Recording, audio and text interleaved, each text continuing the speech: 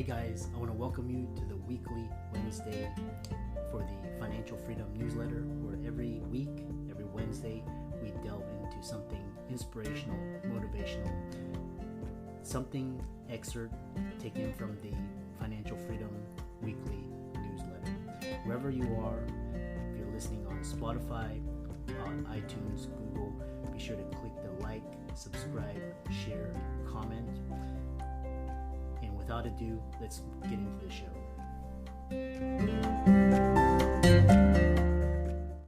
Hey guys, welcome to this week's podcast episode for the Financial Freedom Podcast.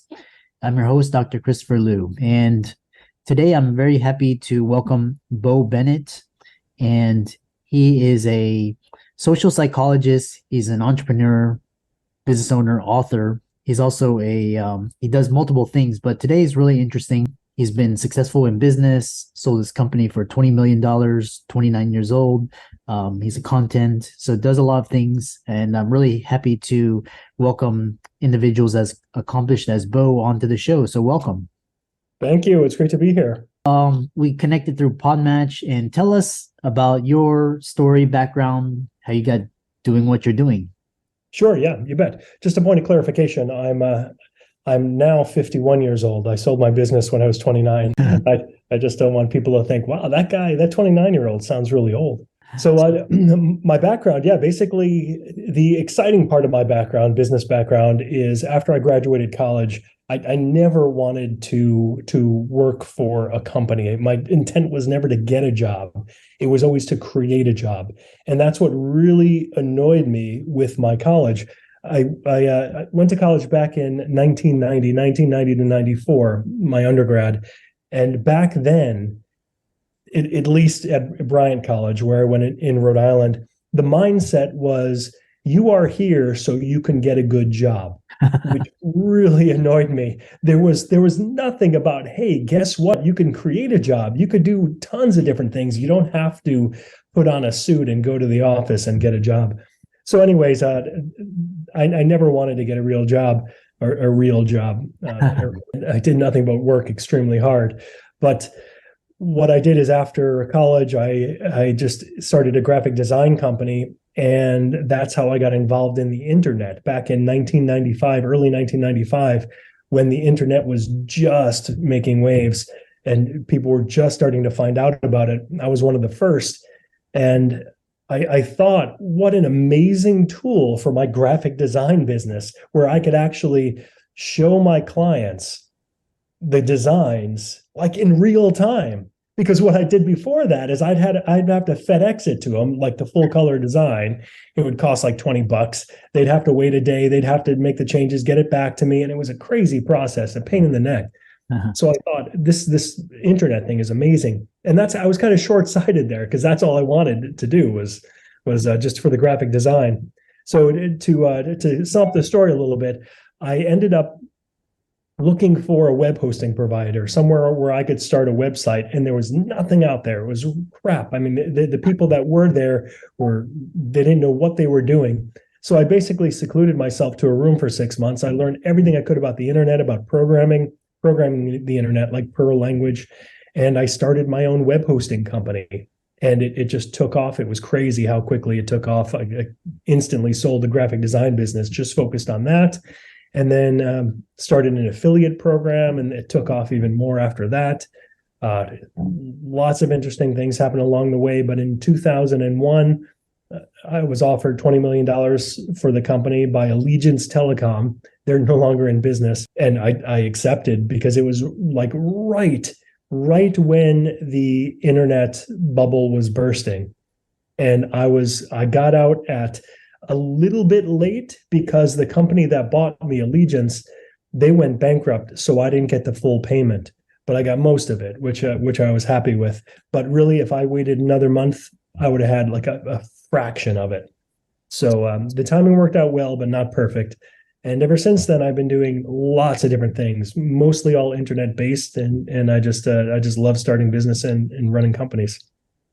Very interesting. And do you find any similarities between the internet, the bubble? It sounds like you really early adopter, got in early, timing pretty good. And now, this whole wave with Bitcoin, blockchain, AI. I hate to use the word crypto because crypto has a bad connotation, but for example, do you get a lot of you see a lot of similarities between those two?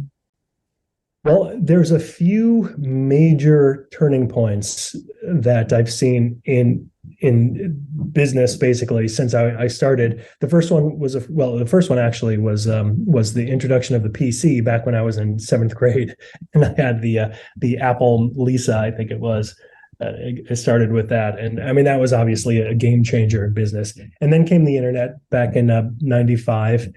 And then social media, like in 2010, and Facebook and Twitter, and that was another huge thing. I didn't jump aboard that bandwagon so quickly because I was so busy with other things, but I kind of saw that it was going to be big.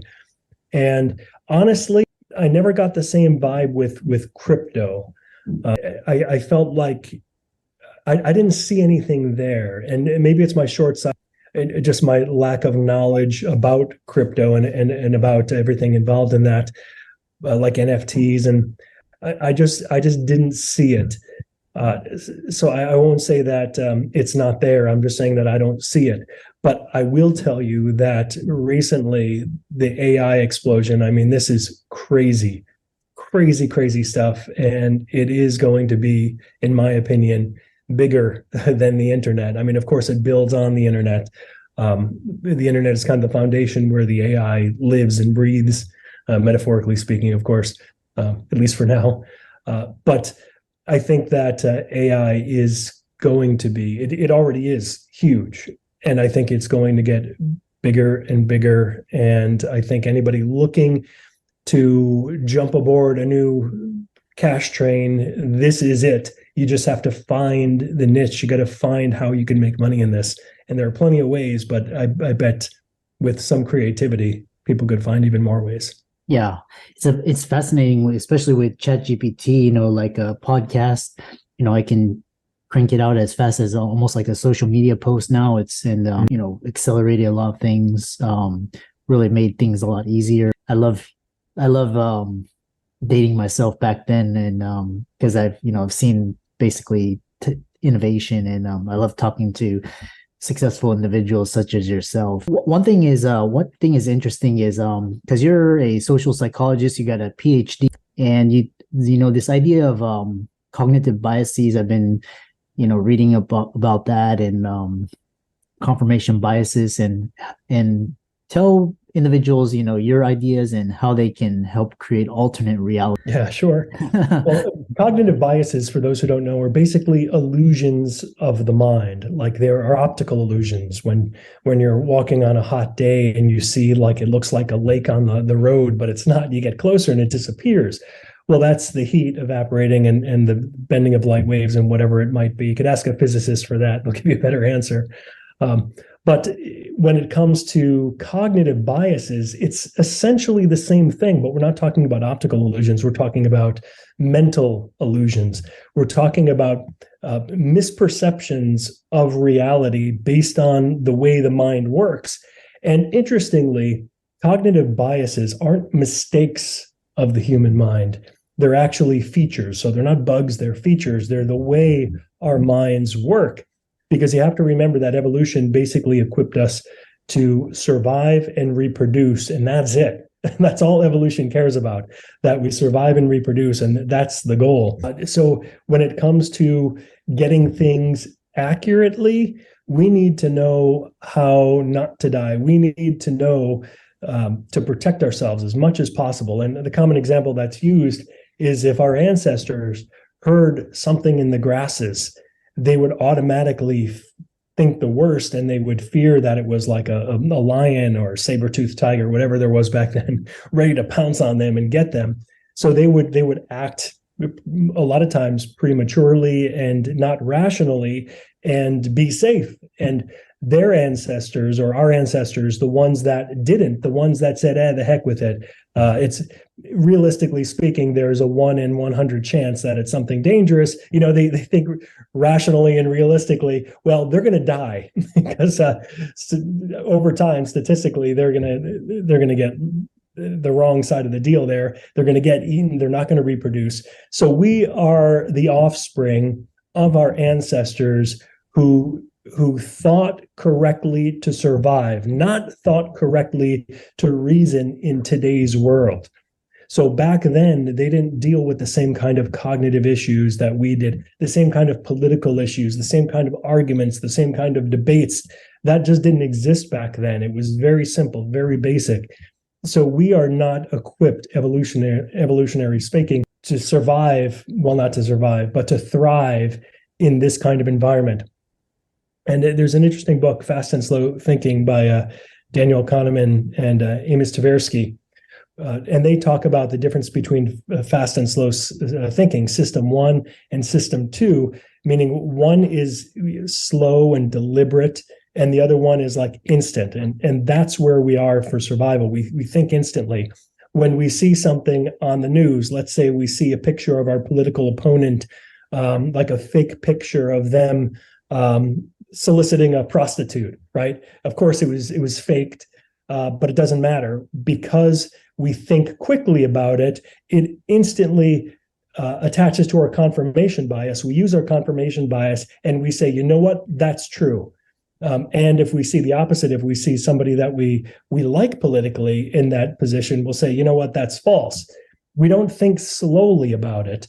We don't take that system 2 type of thinking and say, okay, what's the source of this image? Where did it come from? Why did I see it? What's the chances that it is true? And some random Twitter account got this picture and all the major news outlets didn't. You know, all these questions that any reasonable person would ask. When it comes to cognitive biases, we don't do it. We don't think reasonably. We just think fast. We think quick, and we're fine with that. We're limited to the cognitive processes. Cognitive energy is expensive. It takes a lot of energy to really process and think about everything. And in today's world and environment, we can't do that.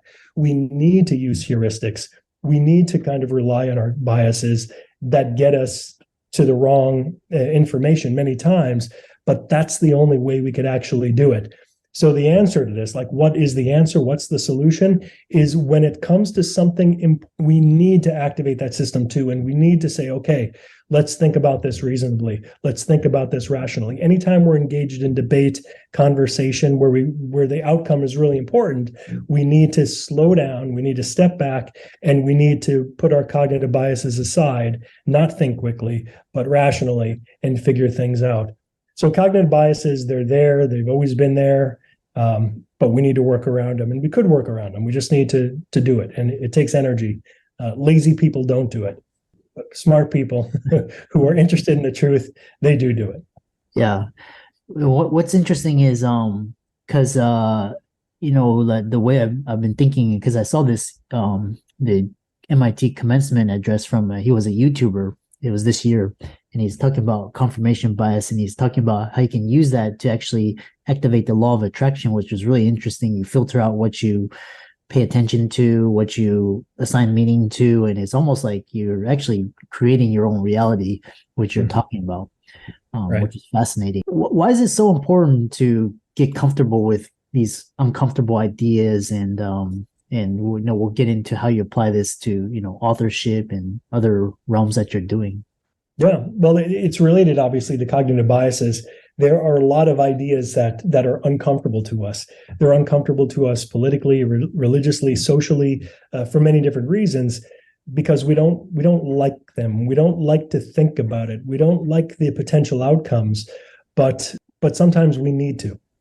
And you mentioned that commencement speaker, which was interesting, and how cognitive biases could actually help us sometimes, and that's true. Not like creating our own reality could actually help us.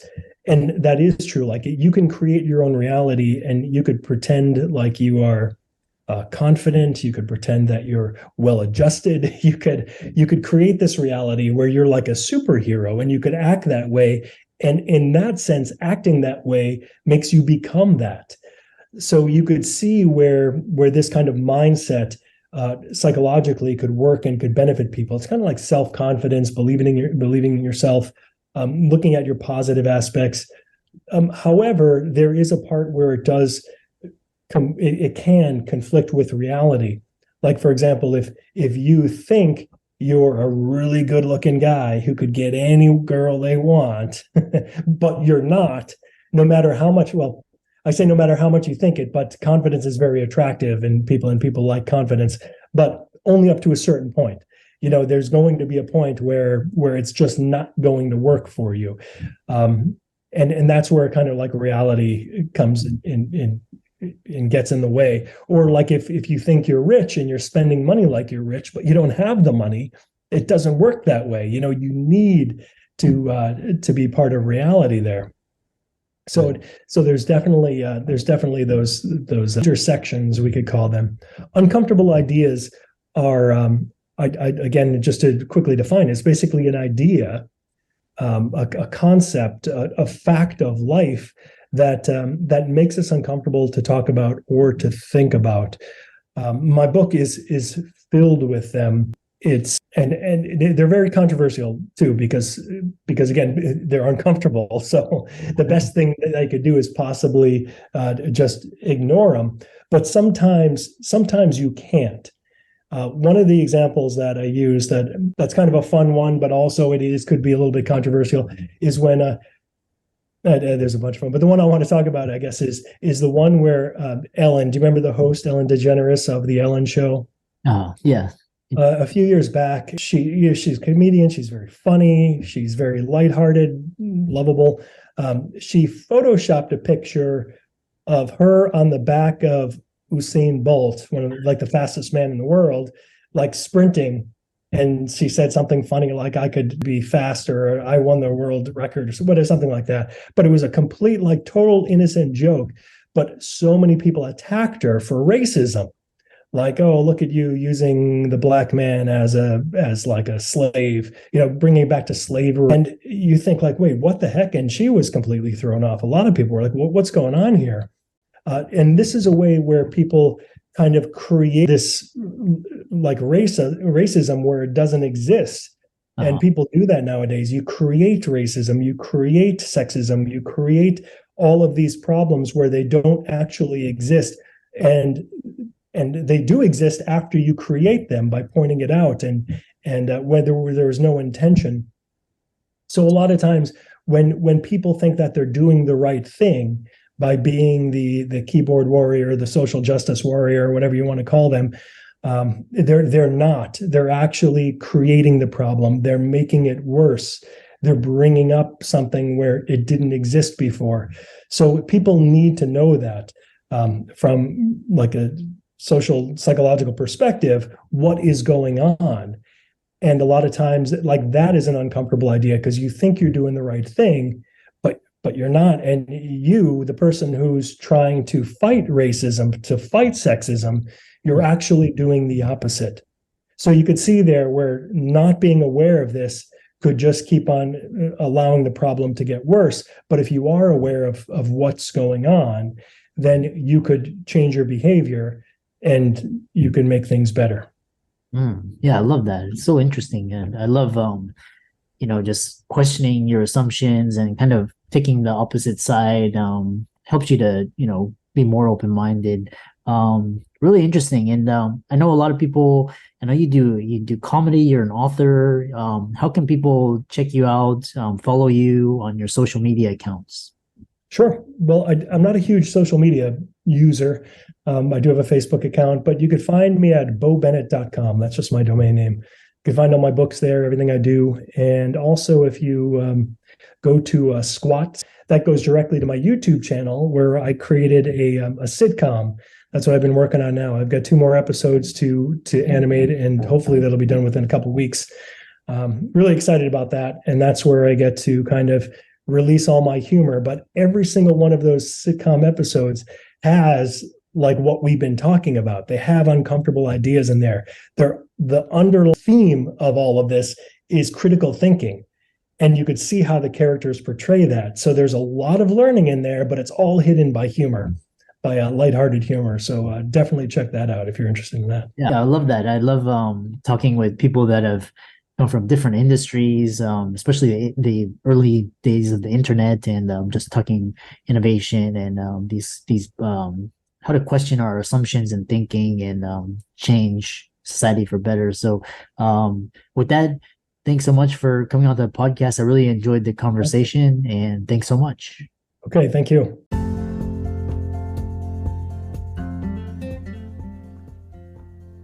I hope you really enjoyed that wonderful, inspirational, motivational piece. Again, wherever you are listening, if you liked it, be sure to like, comment, share, subscribe. We're on everywhere: Spotify, iTunes, Google, Amazon, Audible. And without much ado, be sure to thank this show's sponsors, and we'll see you next week.